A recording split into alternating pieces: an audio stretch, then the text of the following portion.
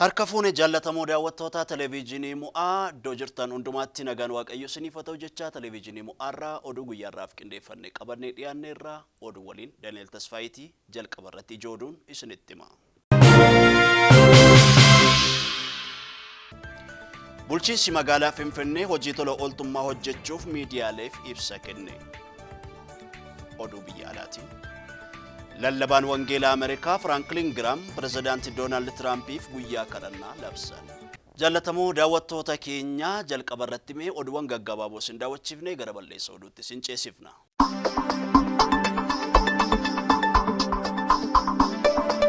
Ministeerri muummee Dr. Abiy Ahmed siidaa yaadannoo Dr. Hamliin eebbisiisan. Ministeerri muummee wayita siidaa kana eebbisiisan hospitaala Feestullaa Hamliin daawwataniiru. Sirna eebba kanarratti Dr. Abiy haasawaa taasisaniin Dr. Hamliin haadha waan uumamaniif sirriitti beekanidha jedhan. Nama ta'anii nama fayyisan nama keessaas nama turan jechuun Dr. Abiyyiin Dr. Hamliiniin ibsaniiru. Dr. Hamliin waggoota 60maaf gahee olaanaa damee fayyaa Itoophiyaa keessatti bahataniif siidaan yaadannoo ijaarameeraaf.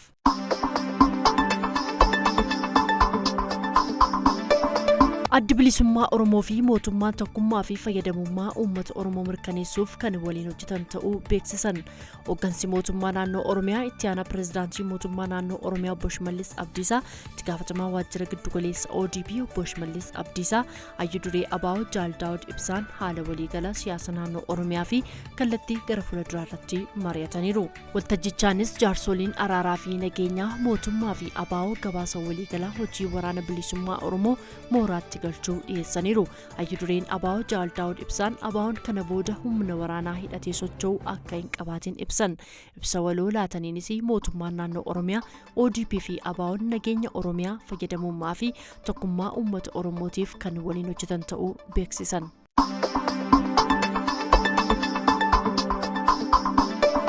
Baankiin addunyaa Itoophiyaadhaaf waliigaltee deeggarsaa fi liqii doolaara miliyoona 500 fi miliyoona 50 mirkaneesse.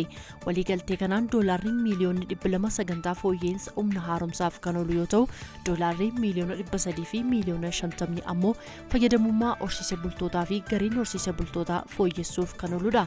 Kana keessaa doolaarri miliyoona 200 fi miliyoona 70 deeggarsa yoo ta'u, kan hafe liqadha. Doolaarri miliyoona 200 mootummaan fooyyessa anniisaa haaromsaa irratti taasisuuf hirmaannaa damee dhuunfaa guddisuutiif oola. Maddoota anniisaa bishaaniitiin ala aduu fi bubbeerraa meegaawattii 1000 maddisiisuuf hojii hojjetamurra oola.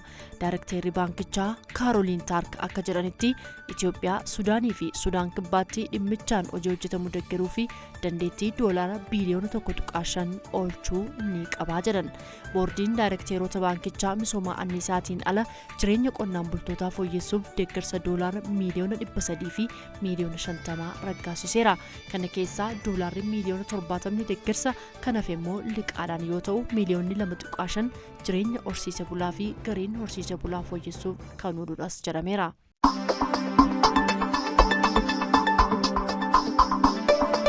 Sababii waqtii gannaatiin warshaaleen sukkaaraa daakuu waan dhaabaniif Itoophiyaatti hanqinni sukkaaraa akka hin mudanne qophiin taasifamu koorporeeshiniin sukkaaraa beeksise. Hojii raawwachiisaa olaanaan koorporeeshinichaa Obbo Waayyoo Roobaan akka beeksisanitti ganna warshaaleen hojii daakuu waan dhaabaniif hanqinni sukkaaraa akka hin mudanne sukkaarri kuntaalli miliyoona 1 ol kuufamuu ibsan. Dabalataan sukkaarri alaa bittaadhaan galee toonii 200,000 geejjibsiifamaa jira. Bittaa sukkaaraa toonii 1,000 ol raawwachuuf ammoo adeemsa albaasii irra jira jedhan. Waliigalaan bittaa sukkaara kuufamaatiif doolaarri miliyoona 50 ol baasii ta'us dubbatan.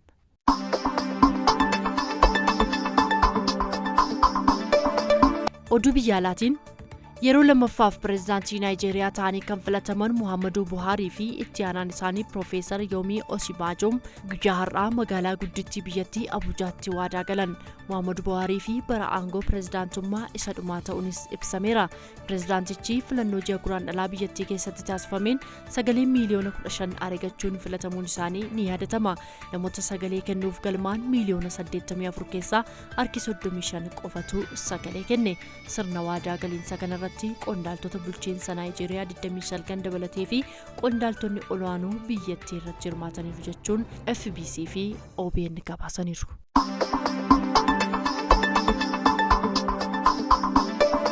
Balleessa oduu keenyaatti dabarra. Bulchiinsi magaalaa Finfinnee hojii tola ooltummaa hojjechuuf miidiyaaleef ibsa kenne. Ibsa guyyaa har'aa kenname kanaan waqtii gannaa kana jiraattota magaalaa Finfinnee miliyoona tokko hirmaachisuun harka qalleeyyii deeggaruuf biqiltuu dhaabuuf akka jiran ibsaniiru. Gammachuu Misaakii hordofeera. Bulchiinsi magaalaa Finfinnee ji'oottan gannaa dhufan hojii tola ooltummaa adda addaa kan jiraattota magaalattii miliyoona tokko hirmaachisu akka hojjetu miidiyaaleef ibsa kennee jira. Bulchiinsi magaalichaa ji'oota waxabajjii hanga fulbaanaatti mata duree kennaa keenya Finfinneef jedhuun hojii tola ooltummaa garaagaraa hojjechuuf akka jiru koreen hojii tola ooltummaa magaalattii beeksiseera. እንግዲህ በተለይ አዲስ አበባ የሀገሪቱ ዋና ከተማ እንደመሆኗ መጠን ለሌሎችም አራያ መሆን ለሌሎች ከተሞች ለሌሎች ክልሎች አራያ መሆን በሚያስችላት መልኩ በጎ ፍቃድን መተባበርን መረዳዳትን ባህሏ ያደረገች ከተማ እንድትሆን እነዚህ ከላይ የጠቀስኳቸው ተግባራት እንደ ጅምር የሚታዩ ናቸው። ፕሬስ ሴክሬታሪን ዋጅራ ከንቲባ magaalaa Finfinnee Aadde Feventaa Shoomee akka ibsanitti ji'oota waxabajjii kaasee hanga fulbaanaatti barattoonniif dargaggoonni magaalattii yeroo boqonnaa waan qabaataniif isaan hojii tola ooltummaa irratti akka hirmaataniif sagantaan kun qophaa'eera jedhaniiru. Hojiin tola ooltummaa kunneen galma barkumeetti torban tokkoof kan turu jiraattonni magaalattii yerootti ijoollotaaf namoota harka qalleeyyiif uffannaa meeshaalee barnootaaf kanneen birootti kennan yommuu ta'u badhaasa addaa kan barattoota kutaa 12ffaa qabxii olaanaa fidan ittaanaa kantiibaa magaalichaan kan kennamuu fi carraa barumsaa biyya alaas akka argatan himaniiru. Biqiltuun miliyoona tokko iddoowwan magariisa magaalattiin qabdu keessa akka dhaabamuu fi kan kunuunfamu yommuu ta'u dhiiga arjoomuu agarsiisa aadaa sabaaf sablammoonni magaalattii keessa jiran mul'isu namoota dadhaboota manni irratti jigee fi haaromsa barbaadu 1,000 ta'an haaressuu barattoota yuunivarsiitii irraa boqonnaaf gara maatii isaaniitti galan barumsa dabalataa barattoota isaan booda jiraniif akka kennanii fi sagantaaleen adda addaa qophaa'anii akka jiran koreen kun beeksiseetti kan jiru. Hawaasa dippiloomaasii kan hirmaachise kantiibota magaalota Afrikaa Bahaa fi giddugaleessaa waliin ittaanaa kantiibaan fooreemiin akka geggeeffamuu fi koreen namoota 21 qabu hundeessuun biyyoota addunyaarra deemuun guddina magaalaa Finfinneef akka hojjetamu ibsameera. Hojiin tola ooltummaa kunneen dhaabbilee amantaa hirmaachisuun akka hojjetamus himamee jira. Gabaasa qindaa'eef Gammachuu Misaakkeeti. Itti aanaan pirezidaantii Kuubaa Salvador Valdes Mesaa Itoophiyaa daawwachaa jiru. Jilli mootummaa Kuubaa Salvador Valdes Mesaaniin durfamu kun itti aanaa ministeera dhimma alaa aanaa Tireeztaa Konzaales gorsaa ministeera raayyaa ittisa Kuubaa Birgaadeer Jeneraal Arnaaldo Tamayo kan hammate yommuu ta'u har'a Finfinnee galeera.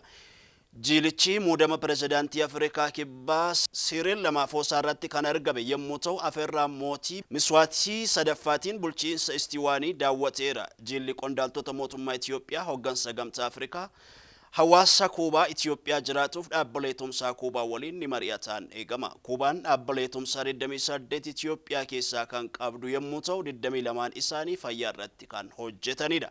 Kuubaa fi Itoophiyaan hariiroo gaarii baroota dheeraa qaban yommuu ta'u barnoota fayyaa dinagdee hawaasummaa irratti Itoophiyaa waliin walitti dhufeenyaan hojjechaa jirti. Maddi FBCdha. Somaaliyaan qaama Itoophiyaa gochuun kaartaa mul'isee namni maxxanse ni gaafatamaa jedhu dubbiimaan ministeera dhimma alaa Itoophiyaa Lalii Girmaa. Kaartaa Afrikaa dogoggora caamsaa 17 weebsaayitii isaanii irratti maxxanfame irratti qorannoo taasisaa akka jiru ministeerri dhimma alaa himeera. Kaartaan Afrikaa Somaaliyaa qaama bulchiinsa Itoophiyaa akkasumas Somaalilaand immoo biyya of dandeesse gochuun agarsiisu weebsaayitii ministeerichaa irratti maxxanfamuunsaa mufannaa guddaa uumee jira. Dhimmicha irratti har'a ibsa kan kennan dubbi himaan ministeera dhimma alaa obbo Nabiyaat Geetaachoo akkuma gabaasni nu qaqqabeen kaartichaa weebsaayiticharraa buusneerraa jiran. Kaartichi eenyuu fi akkamiin akka maxxanfame qoratamaa jira. Siman dabalataan obbo Nabiyaat yeroo qaamni kaarticha maxxanse beekamettis tarkaanfiin barbaachisu akka fudhatamu dubbatan. Itoophiyaan walitti dhufeenya dippiloomaasii irratti keessattuu biyyoota ollaaf xiyyeeffannoo guddaa laatti kan jiran obbo Nabiyaat ministeerichi dhimmicha jabinaan akka ilaalus dubbatan. Kaartaan ministeerichi itti fayyadamuu dhaabbilee biyya keessaa fi idil addunyaa kaartaawwan wal ta'aa ta'an oomishaniin kan hojjetame akka ta'es ibsaniiru. Dogoggora uumameef ministeerichi dhiifamanii gaafata kan jedhan dubbi himaan ministeera dhimma alaa kun ministeerichi dhaabbilee mootummaa odeeffannoo gama marsariitii yookaan weebsaayitii kennuun isaan jalqabaa kan ta'an keessaa akka ta'e himan.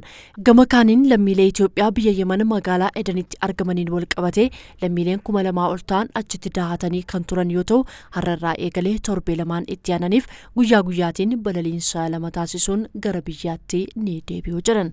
Gabaasni FBC fi BBC Afaan Oromooti. Dhugaatiin alkoolii miidiyaaleen akka hin beeksifamne qajeelfamni ittisu qopheeffamee ture guyyaa har'aarraa eegalee hojiirra akka oolu beekame. Labsiin bulchiinsa nyaataaf daawwaa lakkoofsi 1112 amajjii 28/2011 mana maree bakka bu'oota ummataatiin ragga'e guraandhala 21/2011 gaazexaa Nagaariit irratti maxxanfamee ba'uun ni yaadatama. Dhugaatii alkoolii biroodkaastiidhaan televiizyinii fi raadiyoodhaan beeksisuu dhorku har'a caamsaa 21/2011 eegalee hojiirra kan oolu ta'uu ministeerri fayyaa Dr. Amiir Amaan beeksisaniiru. Haaluma kanaan miidiyaa biroodkaastiidhaan alkoolii beeksisuun akka hin danda'amne yaadachiisaniiru. Beeksisoonni dhugaatii alkoolii biilboordiis kaafamuu akka qaban ibsameera. Labsichaan namoota umuriin isaanii waggaa 21 gadi ta'eef dhugaatii alkoolii gurguruun dhorkaadha. Sadarkaa eejensii sadarkeessa Itiyoophiyaatiin ragga'een hiikaan alkoolii sirriin 0.5 ta'a jedhameera. Maddi OBN. Dhaabbati muuziqaa hafuuraa fi waaqeffannaa hafuuraa guyyaa galataa beekamtii waliif kennu yeroo ja'affaaf geggeesse. Sagantaan kunis waldaa ክርስቲያና መሰረተ ክርስቶስ ባሃtti geggeeffameera. ገለታ ይጃራ መዝሙሮቹ ለምሳሌ በአንድ አመት ውስጥ የተዘመሩት መዝሙሮች ማለትም ደግሞ የተቀረጹትን ፐብሊሽድ የሆኑት መዝሙሮች በሙሉ ከውጭም ሀገር ከኢትዮጵያም ያሉትን በሙሉ አስሰን ፈልገን እናጠናቅራቸዋለን። መጀመሪያ ኩታ ወሊ ወጂን ገመቹዳን ዋቀዮን ይፋርፈነ ጀቹን ካን ጌጌፈሜ ሰገንታን ፋርፈቶታፍ ቤከምቲ ፊ ጀጀቢና ከኑኩን የሮጃ አፋፍ ጌጌፈሜ ሰገንታይስ አለና ከና ፋርፈቶን ያካ አብኔዘር ለገሰ አስቴር አበባ ፊ አዜብ ኃይሉ ገመ ፋርፈቶታቴን ቤከምቲን ካን ከነሜ ፊዮተው Gartuu faarfattoota waldaa kiristaanaa geejjaa qaaleewwatiif beekamtii laatamee fi jira. Akkasumas gama muuziqaa bareedaa qindeessanii dhiyeessuutiin geetaa yaa'uqaaliif beekamtiin laatameera. Sagantaa beekamtii kanaaf tajaajiltoonni filataman kun ulaagaalee ittiin filataman 12 kan qaban ta'uu qindeessan dhaabbata Maahileet Profeesar Xilaawun Adaraa ibsanii jiru. Beekamtii akkasii kana kennuu jechuunis beenyaa isaanii kaffaluu osoo hin taane caalatti fakkeenyummaa akka qabaatan gochuuf jedhameera. Guyyaa beekamtii kennuu gaggeeffame kanarrattis faarfattuu Maskaram Geetuu, faarfataa Abneezer Laggasee fi faarfataa Addisuu Warquu dabalatee faarfattoonni biroon faarfannaadhaan tajaajilanii jiru. Dhaabbati tajaajila Maahileet waggaatti sagantolee kana fakkaatan qopheessuu cinatti leenjiiwwan garaagaraa paasterootaaf qopheessuuf karoorfatee waan jiruuf sanbata fuula duraa kana daayirektoroota fi bakka buutonni dhaabbilee macaafa qulqulluu barsiisanii iddoo isaan argaman galma ETC'tti barreeffama qorannoo isaa dhiyeessuuf akka jiru ibseera.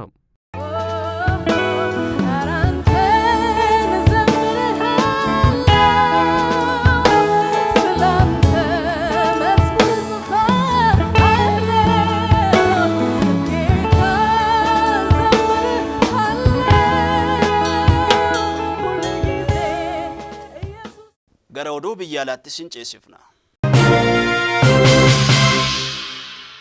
Lallabaan wangeelaa Ameerikaa Franklin Graham pirezidaantii Doonaald Tiraampiif guyyaa kadhannaa labsan dabalata qabna. Lallabaan wangeelaa Ameerikaa Franklin Graham pirezidaantii Doonaald Tiraampiif guyyaa kadhannaa labsanii jiru. Franklin Graham ilma lallabaa wangeelaa beekamaa addunyaa kanaa kan turan Dr. Billy Grahamiiti. Yeroo ammaa kanas lallaba wangeelaa keessatti nama guddaadha Franklin Graham. Graham akka jedhanitti waxabajji 2019 geggeessitoota waldootii kiristiyaanaa 250 ol ta'an waliin ta'uun pirezidaantii Doonaald Tiraampiif guyyaa kadhannaa ta'e akka oolu gaafataniiru. Doonaald Tiraampi fi maatii isaa balleessuuf diinni yaalii baay'ee godha. Seenaa pirezidaantota biyya kanaa keessatti namni akka Doonaald Tiraampitti lolliif jibbiinsitti baay'ate hin jiru. Kan akkasaatti balaaleffatame hin jiru jedhan Franklin Graham. Kanaaf amma abdiin isaaf kan biyya kanaa Waaqayyo qofaadha. Yeroon kun Ameerikaaf yeroo murteessaadha. Waaqayyo akka gidduu seenu, akka isa eeguuf, isa jabeessu, akka isa geggeessuuf kadhachuuf qabna. Itti fufan Franklin Graham Waaqayyo kadhannaa keenya akka dhaga'u, akka deebisus hin beekna. Inni garaa namaa laaffisuu, yaada namaas jijjiiruu hin danda'a. Macaafni qulqulluun geggeessitootaaf akka kadhannu nu qajeelcha jechuun kutaa macaafa qulqulluu Ximeetiyoos isa duraa 2:3 caqasaniiru. Waxabajji lama guyyaa kadhannaa kanarrattis geggeessitoonni waldootii kiristiyaanaa fi mucooliin yookaan Sunday School fi gareeleen adda addaan wajjin akka kadhatan jechuun waamicha dhiyeessaniiru. Waldootiin kiristiyaanaa 250 ta'an giddugala mana kadhataa addunyaalessaa Maayik Baayikil dabalatee dhaabbileen kiristiyaanaa hedduun guyyaa kadhannaa pirezidaantii Doonaald Tiraampiif karoorfame kanatti waliif galuuf murteessaniiru. Maddi Christian Post. Gareen deeggartoota pirezidaantii Doonaald Tiraamp daangaa Yuunaayitid Isteetii fi Meeksikoo irratti dallaa ijaaruu eegalanii gammachiisummata. Godaantonni seeraan alaa gara Yuunaayitid Isteet akka hin seenneef ittisuuf jecha pirezidaantii Tiraampiin kan karoorfamee ture dallaan kun madda falmii ta'ee tureera. Gareen pirezidaanticha deeggaran garuu akka dallaan kun ijaaramuuf hedduu ifaajaa turan. Yeroo ammaa maallaqa walitti guuramaa turanis ijaarsa jalqabaniiru. Qondaalli waraanaa Yuunaayitid Isteets duraanii Brian Colfage wayita meeshaaleen ijaarsaa gara iddoo ijaarsaatti fe'aman akkasumas wayita ijaarsi geggeeffamu suuraa fi viidiyoodhaan Tiwiitarii isaanii irratti maxxansaniiru. Namni kun akka jedhanitti maallaqni walitti qabne doolaara miiliyoona 22 dallaan kun ijaaramuu eegaleera. Murteen maallaqa walitti qabuu kun dallaa kana ijaaruu kan irra ga'ame erga koongireensiin Ameerikaa maallaqa pirezidaantii Tiraamp gaafatan dhorkeeti. Seenaa addunyaa keessatti yeroo jalqabaaf gareedhaan maallaqa walitti guuranii biyyoota lama gidduutti dallaa ijaaruutti kan boonan qondaallee humna qilleensaa Yuunaayitid Isteets duraanii Colfage har'as seenaa hojjenneerraa jechuun Tiwiitarii isaanii irratti barreessaniiru. Muddee darbeerraa eegalanii dallaa ijaaruuf jecha duulaan maallaqa walitti qabaa kan turan qondaalli kun yeroo ammaa dhaabbata tola ooltummaa We Build the Wall jedhamuun ijaarsisaa jiraachuu isaanii ibsaniiru. Duraan tarsiimoo biyyattii baasuudhaan tajaajilaa kan turan qondaalli White House Steve Bannon ammoo durataa dhaabbata kanaati. Maallaqa ijaarsa dallaaf oolu kana mata duree nuti uummanni ijaarsa dallichaaf ni tumsinaa jedhuun walitti qabaa akka turanis dubbataniiru. Dallaan uummataan ijaaramu kun dallaa duraan ture kiiloomeetira 34 kan wal qabsiisudha. Deeggaraa Tiraamp kan ta'an Jeff Allen dallaan ijaaramaa jiru garri caalu lafa isaan qooda keessaa qaban irra bu'uu dubbatan. Allen wayita FF'tti dubbatan kun akkaataa jechamaa Ameerikaatti warri koongirensii bu'aa hin qabdan nuti falmachaa jirra dallaa kana ofii keenya ni ijaarra kun Awurooppaa miti kun Ameerikaadha. Daangaa keenya eeggachuutti beeknaa jedhan. Dubartii Meeksikoo fuudhanii maatii horatanii akka jiran kan dubbatan qondaalli kun nuti jibbiinsa godaantotaaf osoo hin taane mirga keenya kabachiisuuf daangaa keenya eegsifachuuf waan hojjetaa jirrudha jedhan. Maddi oduu kanaa BBC Afaan Oromooti. Namichi lammii Jarmanii konkolaataa ariitii kaayameen ol oofaa ture sababa gugee adiin dhufteerra qubatteef adabbii yuuroo 105 baraarameera. Namtichi kun osoo ariitiin konkolaachisuu kaameeraa karaa irratti dhaabbateen qabame eenyummaan isaa garuu sababa koochoon gugee kanaa fuula isaa dhoksee tureef baramuu hin dandeenye. Poolisiin tarii hafuura qulqulluutu gidduu galee kana godhe jedhee yaade. Gugee adiin amantaa kiristiyaanaa keessatti mallattoo hafuura qulqulluuti. Mallattoo kana waan hubanneef namicha ariitiin oofaa ture kana baraarre. Shufeerichis erga gubbaarraa dhufee kana hubatee yeroo biraa gocha akkanaa irraa of qusata jennee abdannaa jedhan qondaaltonni poolisii naannoo Versaan lixa Jarmanii. Shufeerichi daandii sa'aatiitti kiiloomeetira 30 ol oofuun dhorkaata irratti sa'aatiitti kiiloomeetira 54 oofaa ture. Haa ta'u malee sababa fuulli isaa dhokatee eenyummaan isaan baramin hafeef adabbiin baraarameera. Araara yookaan dhiifama haqa caalchifanne kanaaf shufeera kana adabuu itti dhiifnee jedha poolisiin. Silaa gugeen sunu ariitii kaayameen ol balali'uu isheetiin adabamuu qabdi ture jedheera poolisiin. Maddi BBC Afaan Oromooti. Jaallatamoo daawwattoota televezyiinii mo'aa oduu guyyaarraaf qindeeffannee xumurree jirra. Hanga xumuraatti waliin turuu keessaniif ulfaadhaa. Qophiileen idilee televezyiinii mo'aatti fufanii jiru. Gama koon xumureera. Daani'el Tasfaayin ture. Nagaatti.